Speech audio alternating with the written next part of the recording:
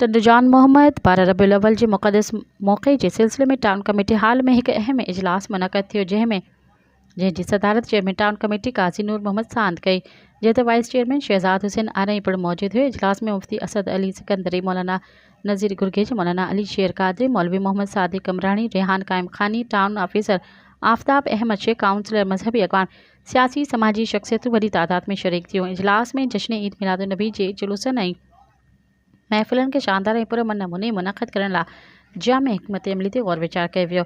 इन मौक़े ते सफ़ाई सुथराई, रोडनि ते लाइटिंग, पाणी जी फ़राहमी, ट्रैफ़िक जी रवानी ऐं सिक्योरिटी इंतज़ामनि बाबति तफ़सीली तजवीज़ुनि ते पेश कयूं वयूं। चेयरमैन काज़ी नूर मोहम्मद सांद ऐं वाइस चेयरमैन शहजाद हुसैन आरई ख़िताब कंदे चयो त जश्न ईद मिलाद नबी असां सभिनी लाइ वॾी साद जो ॾींहुं आहे, जंहिंखे भाईचारे इतिहाद सां मल्हाइणु घुरिजे। उन यकीन ॾियारियो त टाउन कमेटी तरफ़ां सफ़ाई, रोशनी, सिक्योरिटी ऐं ॿियनि सहूलियतुनि लाइ हर मुमकिन क़दम खंया वेंदा।